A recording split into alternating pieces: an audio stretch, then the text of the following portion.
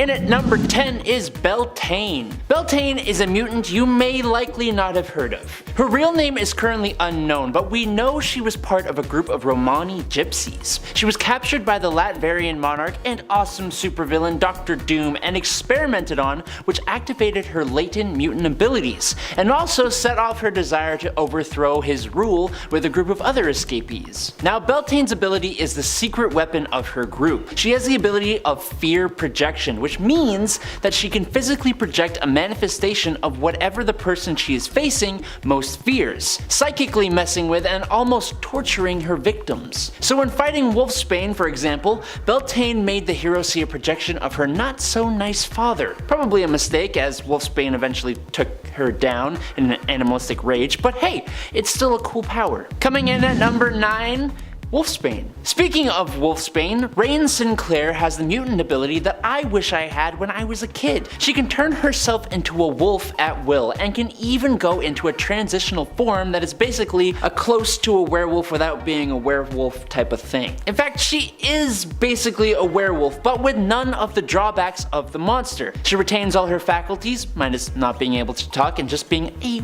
little bit feral, and is not forced to change only at night. Rain grows much larger than her human form when she changes and gains access to some enhanced strength, which, coupled with the body of a wolf, grants her enhanced speed and reflexes as well. She gains heightened senses similar to a wolf. The thing with WOLFSBANE is that she is both a wolf and a human, so she gains the benefits of both, like almost stacking on top of each other. Unlike wolves, or humans for that matter though, she does have an enhanced healing factor and enhanced vision as well, so double thumbs up. Number 8, Abigail Brand. Abigail here is an interesting character. She is technically a human-alien hybrid, as her father hails from the planet Axis, but it's actually her human mother who Brand inherited her mutant abilities from, that allowed her to join S.H.I.E.L.D. and then SWORD as an agent and hero. So what are said abilities?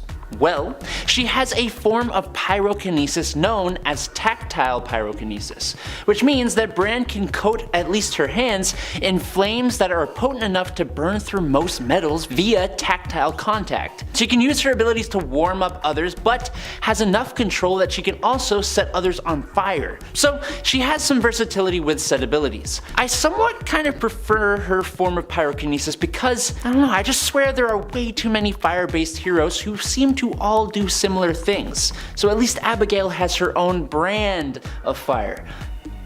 Sorry, the dad jokes are in full force today. Number 7, Kid Omega. I mean, yeah, Omega is literally in his name, so we have to include Kid Omega. Meet Quintavious Quire. He made his first appearance in X-Men issue 134. He's been described as one of the most powerful telepaths next to Jean Grey, who may or may not be on this list later on. I'll never tell. But he was once a host of the Phoenix Force as well. He was one of Xavier's prized pupils until he put together the Omega Gang. He wasn't always a bad kid. It's just, you see, what happened was on his birthday, when he was still young, he received a call from his parents to say that, oh, you're adopted. Happy birthday. Awesome. And these kids are the hardest gang in town. They handle humans the way that they want, with violence, cool haircuts, and monologues, of course. Now, he's been described as Omega level telepath and telekinetic and scion. Not bad for a kid. Number 6, Adam X. Another Adam. Almost like I liked that name or something. Adam Nuramani is honestly a bit more interesting than the last Adam though. He was a genetically created hybrid of both Emperor Deken of the Shi'ar Empire and Catherine Summers of Earth, created in an attempt to introduce more genealogies to the Shi'ar Empire. Now, just as his origin is unique, so are his powers. Adam has the ability of electrokinetic hemopyrokinesis, or if you don't want to hurt yourself like I just did, you can also say sanguine combustion, which also sounds super cool. It basically means that he can send an electric surge through oxygenated blood, which leads to ignition of the electrolytes present in said blood, causing a person to burn from the inside out, which could result in a little subtle warming effect, or it could completely disintegrate a person. so there's a lot of wiggle room here, which is cool. But thanks to his Shi'ar side of things, he also has enhanced strength, agility, reflexes, stamina, speed, vision, and healing. So couple all that with his awesome fighting skills and the cool cybernetic retractable claws, and Extreme is someone you don't want to mess with. Number 5. Jimmy Hudson. Jimmy Hudson is the son of Wolverine. He also inherited his claws, superior senses, and regenerative healing factor.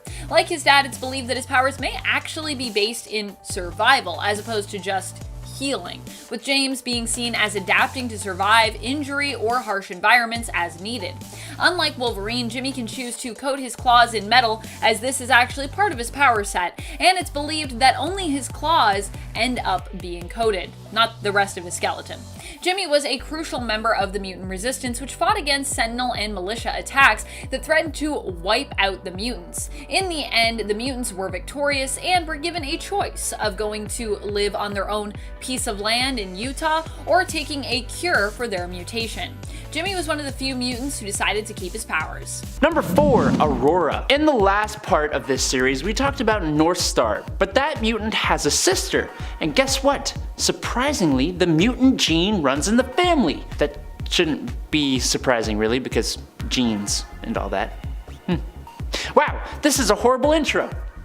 Janine Marie Beaubier, otherwise known as Aurora, can generate a bright light, which according to the wiki is equivalent to 500,000 foot candles. Or if you aren't weird, it's about as strong as a lighthouse light, which is also an extremely weird frame of reference, but I digress. She and her brother can both do this by varying the rate of acceleration of the molecules of their bodies out of phase with one another, thereby generating a cascade of photonic discharges. The light can actually do some interesting things, like she can make a calming light that can even interrupt psychic control, or she can make concussive light blasts. Or, which is even cooler, she can even create lightning blasts that actually do some considerable damage. Like her brother, she can also move incredibly fast, and thanks to her molecular manipulation, she can also be extremely durable, heal quickly, and even withstand all the g-force of moving so fast without doing those insane weird breathing exercises that pilots have to do. Number 3. Proteus. Kevin McTaggart is of course related to Moira McTaggart, as you could have guessed right then.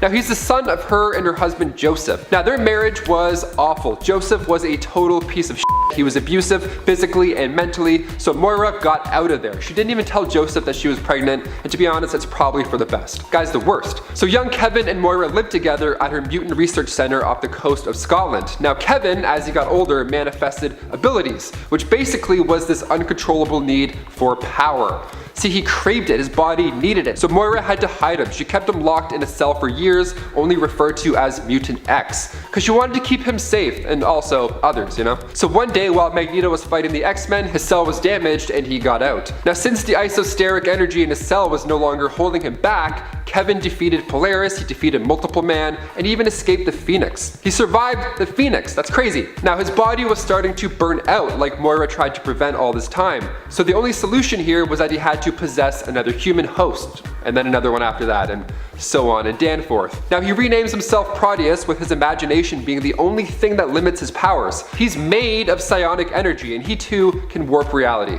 Every time he possesses a new host, he gets stronger and stronger until eventually the host burns out and then he has to possess another poor soul.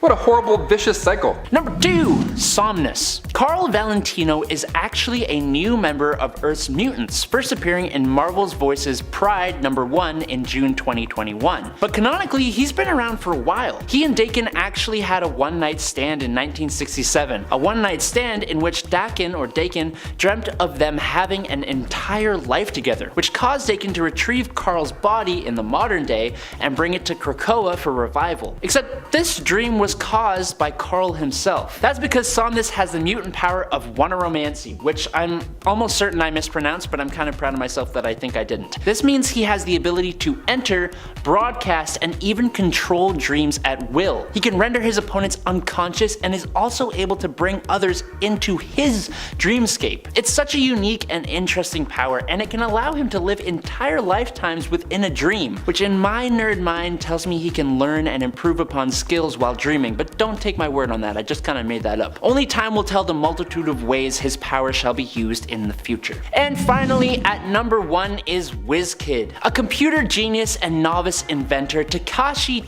Taki Matsuya kind of has an unfair advantage in the inventor game. That's because WizKid here has the ability to technoform materials and rearrange parts of things to function to his specifications, even to the point of being contrary to the laws of nature and science. And he's even recently learned how to manipulate plants and even other mutant powers to create new technology. With this ability comes a natural psionic aptitude for seeing how components can work together, which lets him make things work even better using his mutant power. As for the using of other mutant abilities, it basically means he can see the use of individual mutant powers as components, coming together as a larger machine, or even being able to guide the linking and combination of mutant powers to work collaboratively together. So he's almost like a power strategist, which is really cool, on top of the awesome technology he can already create. All this basically comes together to make WizKid someone you would absolutely want on your side, wheelchair and all. Number 10. Blackheath.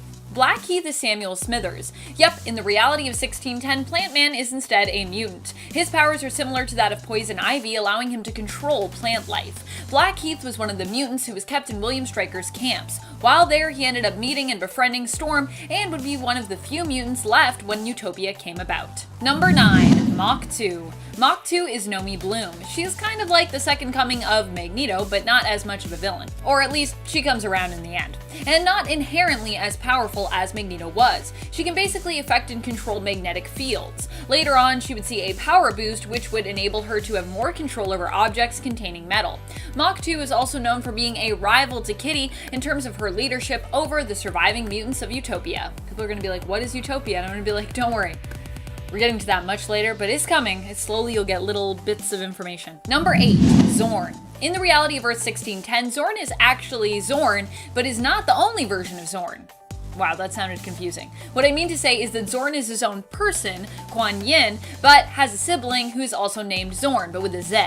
They were each given their powers as part of the Southeast Asian Republic's Super Soldier program. Zorn with an X is the one who you typically see clad in the color white. He is an amazingly powerful telepath and telekinetic. While both characters may have been introduced later and have been somewhat short-lived, they are both presented as being pretty powerful during their time in the comics. And friends, before we move on to this next spot, if you are loving this list, be sure to let us know by giving this video a thumbs up. Number 7. Primal. Adam Berman first appeared in X-Men Unlimited number 16 in July 1997, and his story arc was one I actually had a good time reading. It was oddly unique, at least to me. Adam is a mutant, but his ability is a transformative one, and he can easily hide it, which allowed him to kind of play himself off as a non-mutant even though he was trying to join the Xavier Institute. That's what I gathered at least. It was kind of confusing. So you should read his story, but we are here for his abilities, not his story. And those said abilities almost remind me of other superpowered beings like the Hulk and even the Lizard, because Adam can transform into a totally primal reptilian-like form, growing about 50% bigger than his normal self and gaining red glowing eyes. But his physical enhancements are quite impressive. His strength boosts to around a level 10, with the highest level being a 100. But level 1 super strength is capable of pressing 800 pounds through a 25-ton range, so level 10 is nothing to scoff at. Look, just go read his story, okay? Number 6. Colossus. A strong mutant on Earth 616 and in 1610. Initially, Pyotr Rasputin did not possess super strength as part of his power set, but was given a drug called Banshee to enhance his strength, as well as a job working for the Russian mafia. Eventually, he ended up joining the X-Men, though he would leave the team on a few separate occasions. He'd managed to hold off Scarlet Witch, save a submarine that not even the Ultimates were capable of saving, and defeat Proteus, David Xavier, Xavier's son, who threatened the entire world with violence, traveling around and targeting international landmarks the world over. Differences between Colossus of Earth 1610 and that of Earth 616 is that here he isn't inherently strong, as I said before, in his steel form, but needs Banshee to give him that boost. And he's also gay. He even for a time dates fellow mutant Northstar. Number 5. Storm. Aurora Monroe made her debut in Giant-Sized X-Men issue 1. She was recruited by Charles and joined the team to save other original students from Krakoa. Now, she was appointed leader after several years of hard work, and Storm has been referred to as a witch before because her powers to control the air and the elements, all that jazz. I mean, fair, she's kind of witch-like. Now, things go up a notch in X-Men issue 135 during the Dark Phoenix saga. Sebastian Shaw calls her a weather witch. Adds the word weather before, okay, it's a bit specific. See, it's not not just storms and Earth that Aurora can control, even in space she can summon natural energy. Doesn't matter where you are, she'll find you. Number 4, Storm. Initially in the Ultimate Universe, Storm didn't have great control over her powers, and mostly got by stealing cars, but after the X-Men took her in, she learned how to control and even master her powers, allowing her to become one of the most fearsome and powerful mutants around. Ultimate Storm is so cool. Storm is so fast, she has been shown to be able to catch people who are falling in midair, dodge bullets, and even keep pace with a plane. Impressive considering planes on average travel at speeds over 540 miles per hour or over 870 kilometers per hour. That's fast. She's also likely not someone you want to tangle with, as even when she takes hits in battles, she tends to keep fighting or instinctively strike back. Using her lightning storm and weather control powers, she's also managed to defeat multiple opponents with one single attack, whether they be Sentinel opponents or human opponents, and in some cases, even killing them. I think at one point she kills like 11 people at once, and it's just like, okay. Don't mess with Storm. Got it. I mean, I already knew that before from her 616, but now I really know. Number 3, FANTOMEX. I honestly kind of dread talking about FANTOMEX, but I also completely love this guy. When I first read a comic with him in it, I did not fully understand his power, and I still don't really, so now I'm gonna try and explain something to you that I do not fully understand myself. Cool? Cool. So basically, FANTOMEX, or Charlie Cluster 7, or Weapon 13, or Jean-Philippe, if that's what you want to call him, was experimented on by Weapon Plus and was genetically grown and evolved using Sentinel technology. Thanks to this, he actually has, or had, 3 brains for independent parallel processing, nanoactive blood, and his primary nervous system is actually a detachable techno-organism called EVA, or EVA. So there's some stuff to unpack there. EVA, or EVA, can fly herself and can generate bioelectric charges to be used as weapons, with FANTOMEX being both telepathically and symbiotically linked to EVA. His multiple brains allow him to think like a sort of supercomputer similar to Sage, but it also gives him access to 2 extra personalities, a charmer and a super deadly mutant hunter. He can create extremely powerful illusions and can enter a trance state where he can rapidly heal, and his self-supremacy over his body and mind allows him to overcome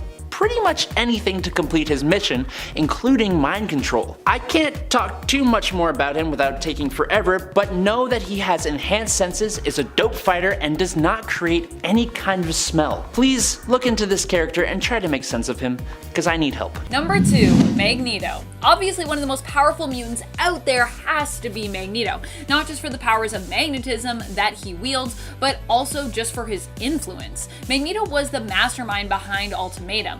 I suppose I should use the term mastermind lightly there, as Ultimatum in general is not really seen very favorably in most fans' eyes. I admit it was controversial and caused a lot of perhaps needless death. In fact, I would say it was needless death. But you have to acknowledge just how much of a threat it painted Magneto out to be. While I'm not sure about Magneto basically committing genocide as a victim of one himself, you have to admit that this made him one of the most fearsome characters in all of the Ultimate Universe. And for Magneto, there is power in fear, even though oddly enough, it is usually fear that tends to power the hate that he often stands up against. Number 1, Kitty Pryde. One of the most powerful characters as a leader especially. She ends up becoming the ruler of the mutant tent nation that the mutants dub Utopia.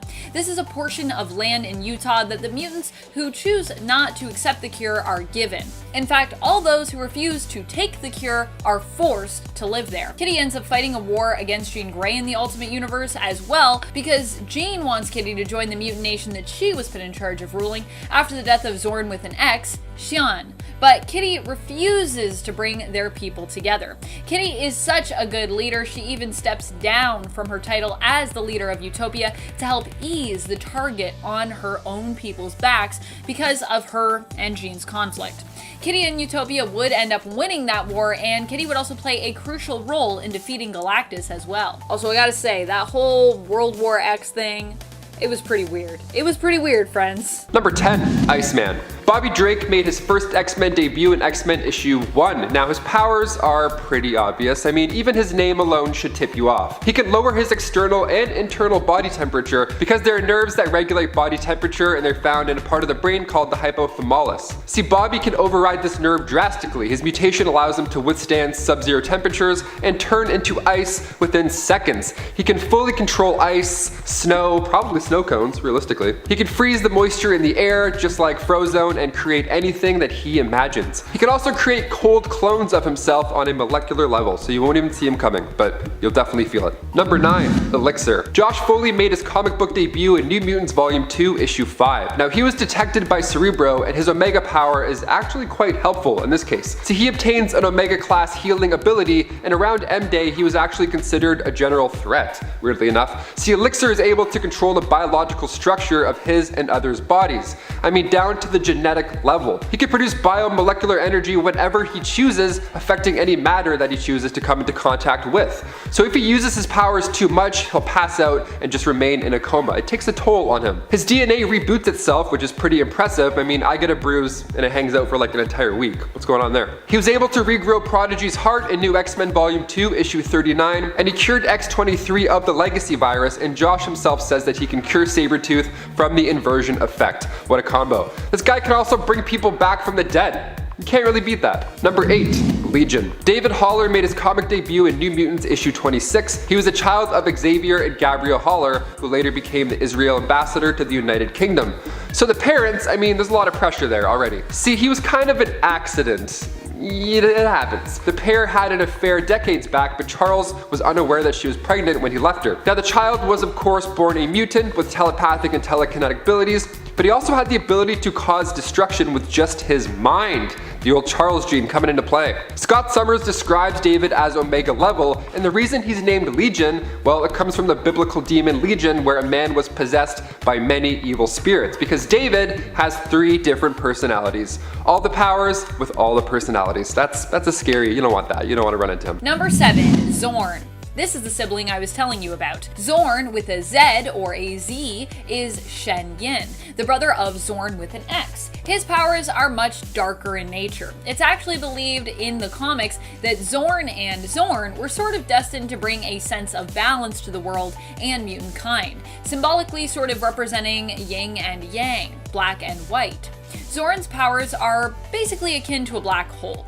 He emits a black hole energy and can use his powers to manipulate gravity. In the end, Zorn sacrifices himself when he realizes that he cannot win in the war against the children of tomorrow. In his death, he effectively becomes a black hole in retaliation. Number 6, Vulcan. He named himself after the Roman god of fire, so you already know that we're But Vulcan's real identity was that of Gabriel Summers. See, he was born after Cyclops and after Havoc. Well, not really born, he was surgically removed from his mother's body and then placed in an incubator accelerator, aged to be at his prime, and then sent to Earth to work for Devon Shikari, so a little bit different than the other guys. He escaped and was found by Moira McTaggart with no memories of who he is or where he came from, which is always good. But as a student, he was impressing Charles a lot, and all he wanted to do really was learn his abilities so he can help others. You can't beat that, come on, the guy, he's got a good heart. Sounds like the dream student. Now he can psionically manipulate energy however he wants. He can manipulate other mutant powers, and that's the scary part with Vulcan. He suppresses all of your superpowers. Emma Frost, Rachel Gray, and Xavier have all confirmed that after the events of M-Day, this alpha level mutant absorbed energies from the depowered mutants and then became an Omega level 1 himself. Coming in at number 5 is Shatterstar. So I was like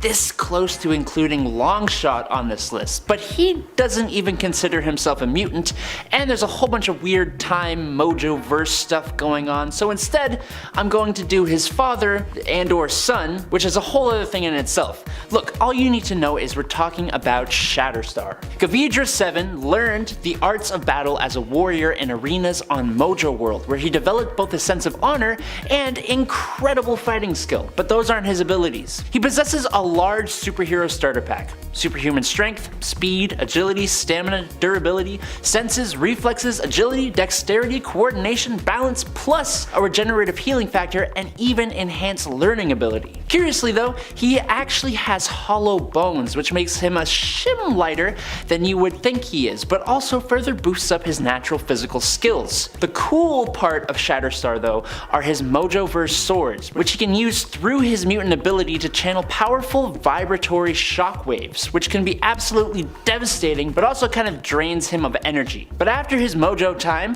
he can now create X-shaped portals as well that have to be linked to another person who acts as an anchor for said portals. These also drain him of energy, and he has a cooldown of about like 4 days before he can do it again, because this powerhouse needs some kind of balancing. Number 4. Mr. M. Mr. M first appeared in District X issue 2. His powers came to be after an accident, like most of them. See, he accidentally turned a boy bullying his cousin inside out, and then he was stuck like that for 3 hours. That's the worst thing I can think of, I think. He didn't have lots of friends, I mean, obviously. The only ones close to him was Hannah Levy, who was not an Omega level mutant per se, but she did eat bugs. After M Day, Mr. M himself was one of the few who kept his powers. Now those Omega level powers being, well, I mean, this guy can literally do it all. He can control machines, resurrect the dead, phase through objects, manipulate matter, telekinesis, telepathy, and much, much more. Number 3. Jean Grey. In Ultimates, it almost seems there is nothing Jean can't do. Before she joined the X-Men, she was in a mental institution as the manifestation of her powers made her seem insane. However, Professor X would save Jean and recruit her on his X-Men team, with her being the second member. In the Ultimate Universe, we have seen Jean become possessed by what she thought was a cosmic entity referred to as the Phoenix God, and almost lose control and her sanity. The biggest problem with Jean is similar to that of her Earth 616 counterpart. Immense power threatens to basically break her mind, or at least take over her sense of sanity. In the comics, Jean is not only a skilled telepath and was even able to read Wolverine's mind, something Professor X believed wasn't even possible, but she also happens to, weirdly enough, be a skilled doctor and surgeon as well, although I'm pretty sure she doesn't have any medical license. Say what? Jean was even shown to be capable of connecting and tapping into the multiverse to reach out and see various versions of herself. Basically, she can do everything, because being a telepath is crazy powerful. Number 2. Franklin Richards.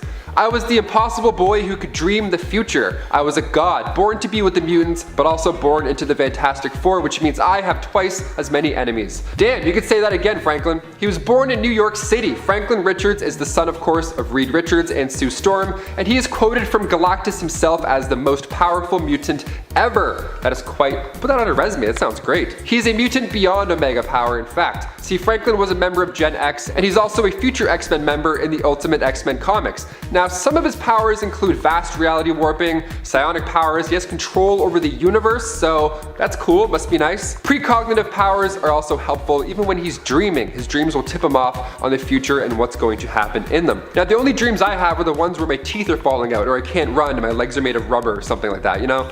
It's not as fun. He can resurrect the dead, he can time travel, he can teleport, astral project, and he can duplicate planets and or people. So if your eyebrows aren't raised yet, that's fine, I can continue. At a young age, he was able to create a pocket universe. And in Fantastic Four issue number 604, this kid took not only 1, but 3 Celestials. One of them, he laid them out with just 1 punch.